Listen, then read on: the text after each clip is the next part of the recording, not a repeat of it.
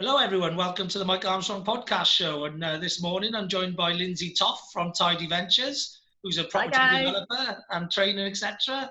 And we're going to have a chat about property and business and all those sort of things. So, how are you doing today, Lynsey? You okay? I am fabulous. How are you doing? I'm awesome. I'm always awesome. I'm the awesome Mike Armstrong. Why wouldn't I be awesome? Standard, standard. Standard, exactly. And I usually start off with asking people about the lockdown, since it's hot topic of the moment, if you like. So, how has the lockdown been for you? And have you done any sort of pivoting during that time? The first few weeks, it was good. I thought I had my shit together. I was managing. The kids weren't going too crazy, and it was fine. I think everybody's just sick of the sight of each other now, though. And with the kids not being in school, I think that's been the biggest battle. But business-wise, yeah, great. Like in the beginning, it went a bit slow, but it's enabled us actually to do things that we've been talking about for a while, and we haven't necessarily had time to do. So we've been putting more aspects of our business together, and we're just about to launch a few new things. So yeah, that's been really exciting. So the lockdown really is enabled us to grow in the way that we wanted to, but it might have taken longer. So that's been exciting, and it's also prompted me to look for other ways to make money. So next time the government grab you by the balls, you've actually got this to survive. So Yeah. yeah, it's been good. Brilliant. Yeah, yeah. Well, like I say, I've had lots of entrepreneurs on my podcast and on my YouTube, probably over 50 now, during the lockdown period. And most of the people I know, they seem to be positive people, entrepreneurs and stuff. And the majority of them have really found the time useful to get those things done. And also, there's been a big divide between the ones who got kids at home and the ones who haven't, because the ones who haven't got kids at home, I think, have enjoyed the me time and the developing and creating, and the ones who unfortunately got kids at home and also a wider network of fur kids, they probably found it a little bit more difficult. Yeah, honestly, I can imagine how amazing it would have been without having kids at home 24/7. But yeah, that's definitely been the challenging part, just trying to juggle all of that. But we've got there, they're still alive. Like, Yeah, yeah, so it's all good. that's In their good. pajamas most days, but like anything goes in this house, so it's fine. Brilliant, brilliant. Yeah, well, obviously we bump into each other online and online networking events, etc. And obviously your pajamas and your kids make an appearance every now and then. It's got to be done. It's got to be done. What's the point in getting dressed if you're not going anywhere? Like, I'm in my pajamas from the bottom down today, so like, yeah, it's all good. Yeah, I'd be mostly in jogging tops and jogging bottoms because I haven't got the kids at home with me. So I'm out on my bike exercising whenever spare time I can get in, which is why I've loved it, especially when the weather was fab early on. Well, I've discovered joggers, if you can see, because they're like one step up from pajamas, but they feel like you're wearing pajamas. So now my casual attire seems to be joggers. So yeah, Yeah, loving lockdown life. yeah. Joggers are awesome, aren't they? They're awesome things. They like you say, they feel just like pajamas, but you can get away with them going to the shop. Exactly, without anybody looking at you as if you're weird, unless you're from the Rhondda, and then in that case, it's totally normal to It's go to the normal. shop in your pajamas. And then like, Everybody does. You where's your look, slippers? Why have you stuck your shoes on? yeah, you look weird if you dress. So yeah, happy days. And by the way, I'm from the Rhondda, so I'm allowed to say that. You're I'm allowed to not say dissing that. anybody. I'm one of them people too. Yeah. So tell us a little bit about Tidy Ventures, what you do, and what changes you have been making during this lockdown. Yeah, so at Tidy Ventures, like we cover all aspects property really. So we've got a few elements to the business. So we help people find houses. So we've got a sourcing business. So we actually find people amazing income generating assets, and it's completely hands off. We can find the deal, we can refurb them. So people come to us, we find them a project, we do everything for it, and then they make lots of money. So winning.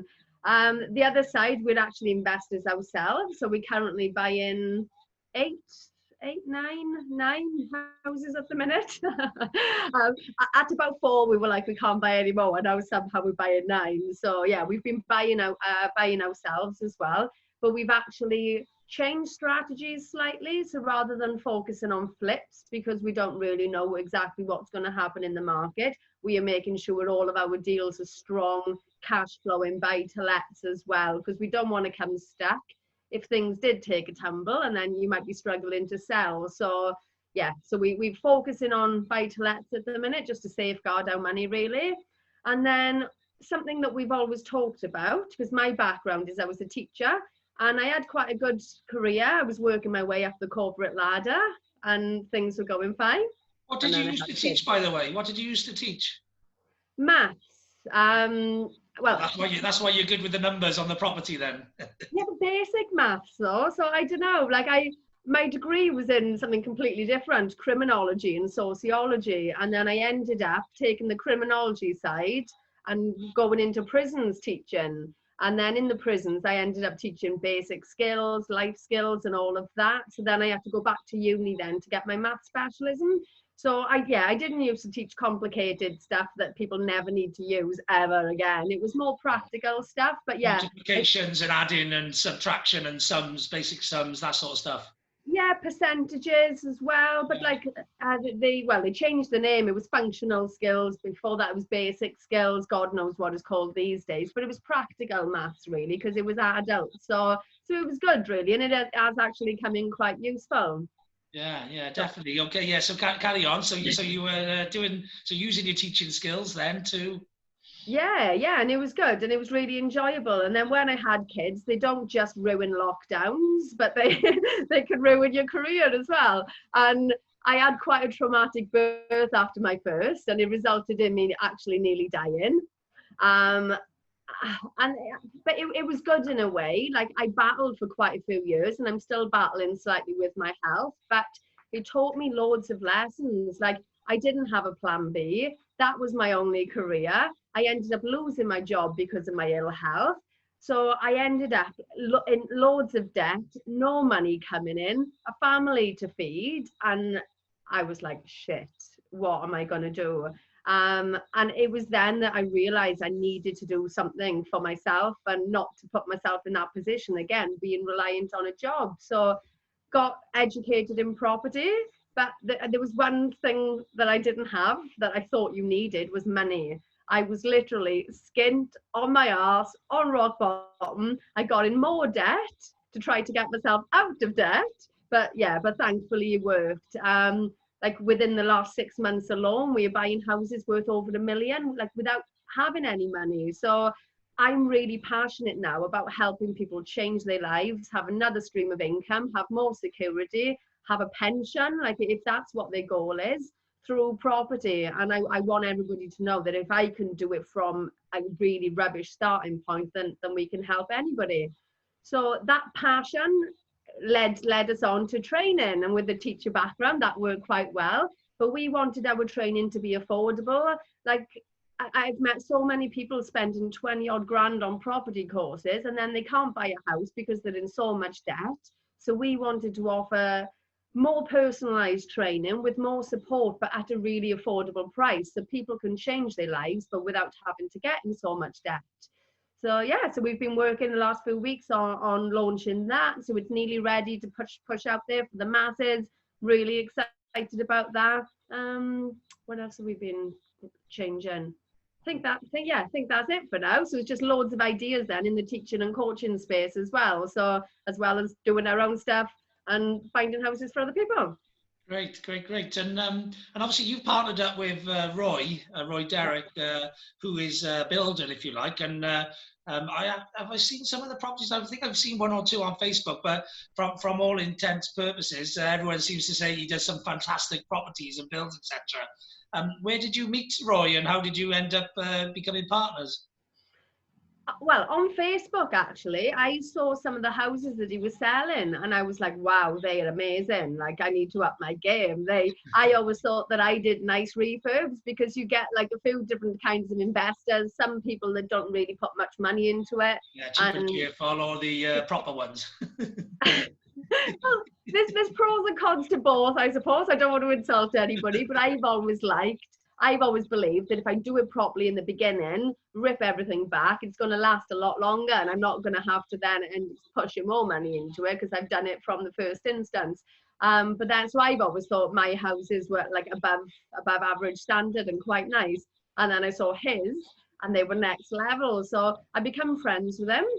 And we just had a chat one day. He came round and we were talking about what we do, and we realised we were doing really similar things, but for other people. So we were both sourcing, but for other people. We both had the same vision about helping people and the training space and how we could change things for the better. Yeah, and I think when two minds come together that are really, really similar with their values as well, he was like, do you want to do this together? And I didn't know him at the time, really. I'd only met him once, and I was like, it felt right. So I was like, why the hell not? And here we are. Fair enough, yeah. So one-on-one is, in my book, can be 3 to 5, in its compound effect. So partnering up with people can be a really good thing if you share the same goals, values, etc.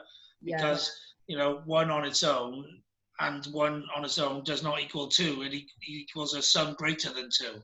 Yeah, totally. Like, we have been able to supersize things now from both of our skills. Like, I've got one set of skills, he's got another set of skills, but then our values are aligned and what we do is aligned.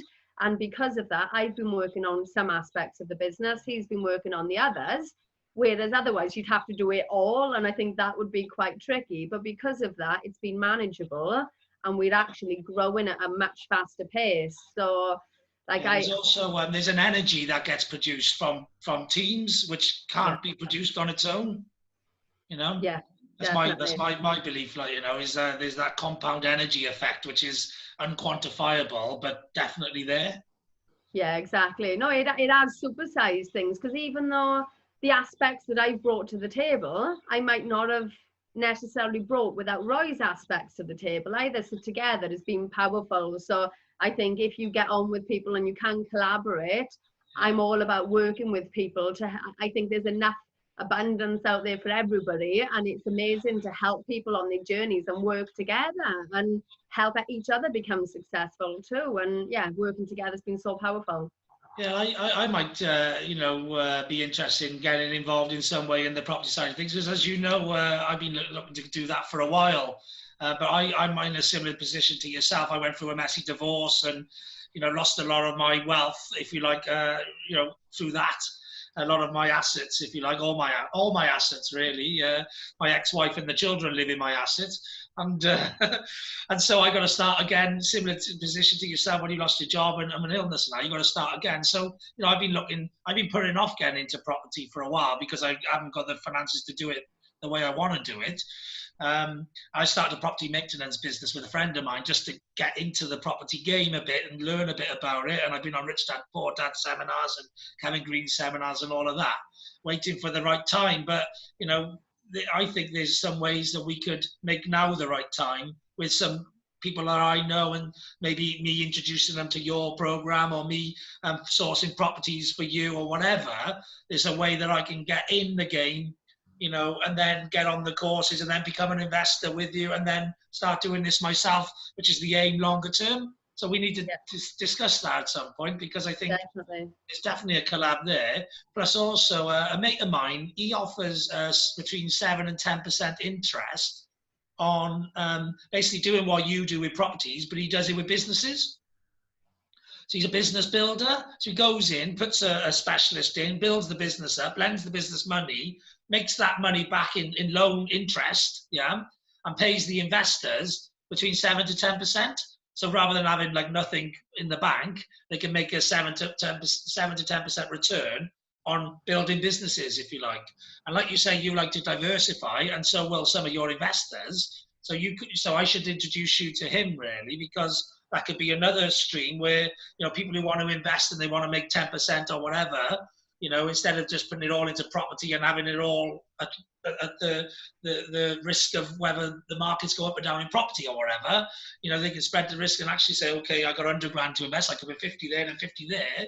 And I'm 50 grand is invested in property, 50 grand is invested in businesses, and they're both making a similar return, but the risk is spread between two opportunities. Yeah, I'm going to touch upon what you said about not being the right time, right? It's just like having kids. There's never a right time. No, exactly. you've got to do it. You just got to do it. That's the point I'm getting to now, really, is that, you know, I the burning desire is too great that now is the right time. I can't wait to put it off, you know, now is the time, you know. Exactly. And honestly, I'm so grateful for nearly dying and all that crazy stuff that happened in my life, because if I hadn't, would I have been like kind of where you were at, comfortable? You've got money coming in, you've got a roof over your head, you're not desperate enough to change your life because it's comfortable. I had to. It was either I did something and I tried to get out of the situation I was in, or I was going to be on my arse and that was how I was going to spend my life. So sometimes that sheer desperation of needing to change your life is the catalyst it takes. But don't wait for like something catastrophic to happen. Like, do it now, get yourself sorted while you're in a decent position, because yeah, if I can do it from nothing, there is no excuses. And I can show you how.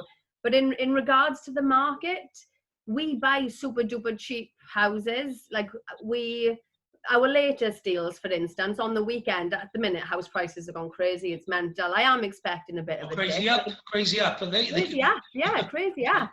But because of is that the effect of the tax? You know, the No, it's not. I think because people were locked down, as soon as now it's kind of opened back up again, everybody's like rushing to buy. The like dam I'm not effect, if you like, the dam's been lifted and just the tide is pouring out at the moment. And prices are crazy, but where we invest, it's in areas that are quite cheap anyway. So crashes around by us don't really they don't have an effect, do they? Elsewhere. No. And we work on having the two exits, the flip and the buy to let. We buy cheap and only buy houses we can add value to. So there's that instant equity. So we've always got a safety buffer.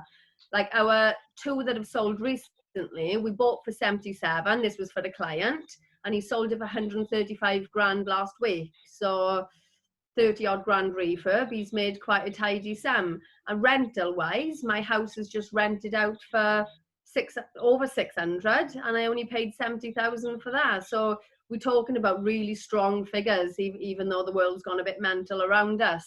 And even if it was to crash, there's still enough margin for it to be okay. So yeah, I'm doing property. I'm investing a little bit in gold as well, just in case anything crazy happens to money, like some people believe. Yeah, spreading the risk. But gold and property seem to be the things that I'm doing to get by these crazy times. Brilliant. And so you've gone through, you know, sort of the changes during the lockdown. You obviously explained sort of what pushed you into the direction you've gone in now. What's the sort of grand plans? What's the big plans for the future? What is it you're trying to build, if you like? Trying to take over the world. I love that. I used to love Pinky and the Brain when I was a kid. Do you remember Pinky and the Brain? No, I don't think I do. No. The grand plan is just really to help other people, and to, obviously we are now financially free, which is amazing, but I want to help other people do that. I think so many people in life settle like I was because it's comfortable, and they resign themselves to the fact that it's normal to work yourself stupid, to be stressed out, overworked, underpaid every single day until you end up dying. I want to show people that there is another way. Like I'm 35 now. By the time I'm 40, I want to be in a position that I don't need to work ever again, and I've got enough passive income coming in alone that everything else is just a bonus. Now, before I become on this journey, my goal was to have 10 houses by the time I retired. Now I've bought 10 in the last 12 months. So I want people to supersize their vision and just not accept a life of being average, and help as many people get there as possible, and to realize that life should be amazing, life should be fun, life should be enjoyable, and there is another way. Yes, good. And some of that 10x thinking come from Grant Cardone, I'm sure. You know, obviously we both big Grant Cardone fans. You're more from the property side, me more from the sales and marketing side. but I have an interest in property too. And obviously I guess, most entrepreneurs have an interest in sales and marketing too as well. But yeah, we come from the different sides, if you like, the opposite sides. And then, we've been, on a couple of those events together. I'm actually re-listening the 10X audio book at the moment. And I'm also listening to The Magic of Thinking Big, which is a good book, audio book, which you should listen to if you've not listened to before. How's your personal development journey going, and what are you into at the moment? Right, God, I've got my phone here. I've got loads of stuff going on here. So I tend to do Audible because I struggle to read with having the kids around. Now, for me, mindset is what enabled me to change my life. Like, there was people starting out on the same journey as me in a better position than me, and I was the one that ended up doing it, even though my starting point was quite crap. And I really believe that is down to mindset. I believed I could, and all of that come from being into the law of attraction. So a lot of people might think that's a bit woo and a bit crazy. I used to think it was a load of bollocks too. But when you've got nothing and you start manifesting crazy things in your life, you start believing. So each day, and I notice when I don't do this, so it is really powerful, I try to listen to some law of attraction stuff, because if I don't, my mindset starts to dip and then everything gets too much, and you end up then back in the cycle of struggling and stress. So I find it really important to listen to something positive and inspiring and uplifting daily, even if it's 10 minutes. Otherwise I start noticing the changes there. But I guess while you're looking in your phone then, I guess you're looking forward to Dr. John DeMartini on Introbiz next Wednesday. Yeah, I'm loving all the positive people that are coming out at the minute. It's awesome. Like, yeah, there's been some phenomenal people. And I'm about to listen to, my friend had an event on the weekend and he had Jack Canfield on for an hour, as well as Brian Tracy and loads of other people. I'm going to go and listen to them as well, because, yeah, they're all incredible. What event was that? It was the VIP summit to helping people grow online businesses. Yeah, so we had an event on the weekend. I think this was his 4th one now, but always awesome, mega successful. Not in person this time, it was all online. So I'm going to listen to the guys play back. But it's important to surround yourself with positive people. But I've got a bit of Jack Canfield, Gabrielle Bernstein, the Chimp Paradox, The Power of Now, The Universe Has Your Back, The Alchemist. I enjoyed that as well.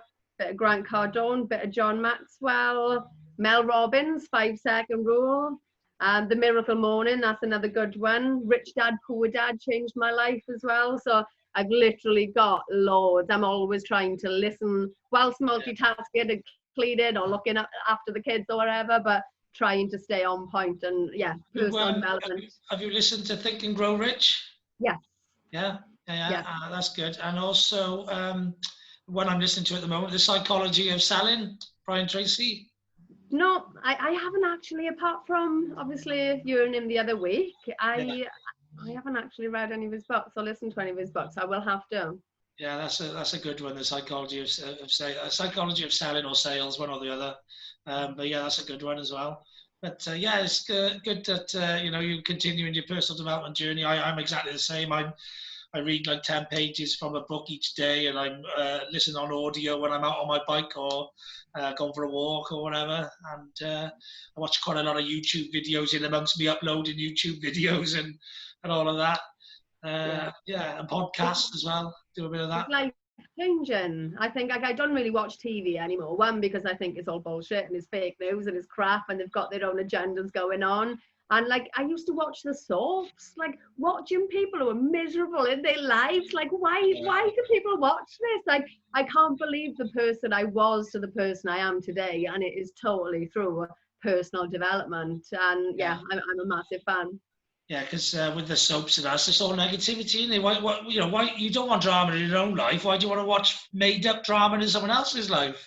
It's crazy. And again, coming back to the law of attraction, what you feel, what you think, what you give out, you attract. So do I really want that in my life? No. So the telly I don't even really watch these days. And I've gone from being a telly addict to not really watching it at all. I might watch something like about half hour in the evening to go to sleep, That's about it. Like, I used to watch TV all the time. Yeah, and the But nerves. whilst working, I was never just watching TV. I was always working. Yeah, Social but media. My thumb was always working on the phone. it's easy for people to do though. People think, oh, they haven't got time, but get Audible, listen to books. If you're driving somewhere, chuck it on, because even 5-10 minutes a day, like, I and would if do you've that as got, well in the car. Yeah. yeah, just So I used to listen to multitask. music, but music was good to inspire you when you're going to sales meetings or networking events and that. But learn something and be inspired at the same time. Yeah, definitely, definitely. But no, it's been life changing for me. So everybody needs to get on it. Yeah, good. And yeah, for me as well, like in the lockdown, I've been doing the podcast, which led to doing the YouTube channel because I like to do efficiency. So I worked out that I could do the podcast and the YouTube at the same time. And I know you've done a bit of videos and stuff in your Facebook group and that sort of thing. Tell people a little bit about your Facebook group and what you've been doing and what the plans are going forward with regards to how you're reaching out to people to get involved and that sort of thing. Yes, we've got a free Facebook group. So if anybody wants to join, it's Learn About Property. Please answer the questions though, because I'm not just letting random people in. So it's like, if you've got an interest in property, it hasn't got to be long, just like say something. And yeah, we'll add you to it. I do need to work on putting more content in there, but because we've been so busy doing the teaching and training and the courses and stuff, we have let it slack a little bit. But we post out updates, we post out projects. We wanted to give value to people. And one thing I noticed in our training was a lot of the refurb stuff wasn't getting covered.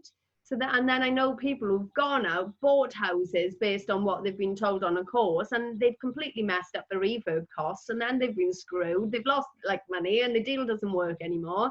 So we wanted to help and educate people on the build side as well, because obviously Roy being a builder, I did have a construction company for a short while, but I've always done the refurbs myself. So we wanted to educate people on issues, how to solve them, costings, and just a general group really to help people and give advice. So if anybody wants to come on over, you'll see videos of us in there, tours of our projects, showing what we do, as well as trying to help on the other stuff as well. So yeah, that's our Facebook group. What videos do you put in there? Do you put like recorded videos off your phone, or do you do lives, or what?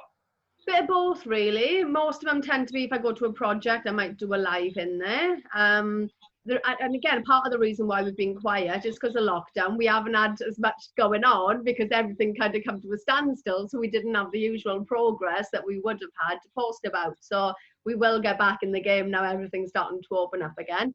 But yeah, just showing people what to look out for, what we're doing, how we add value to properties, because we add stupid, crazy value to properties just by the standard of refurbs that we do. So just showing people how to make money from property safely. Well, what I would advise you to do, like what I've done. So I usually advise people to follow a path that I follow, because I'm very strategic and I choose to do things for a reason, not out of randomness. And obviously I'm always learning about sales and marketing techniques, etc. And the reason I got into podcasting is because podcasting is massive at the moment. And so, I think it's something like 3/4 of adults or something engage in podcasts or something. So something ridiculous like that. Podcasting is going through the roof. So if you're somewhere that's exploding, if you're not somewhere that's exploding, then you're missing what I always consider you're missing a trick. You're missing engagement with lots of people who are somewhere looking for content, and at the moment your content isn't there to be found, so they're finding someone else's content. That's always the strategy to think about, is if I'm not in the space, who is in the space, and what are they maximizing from it?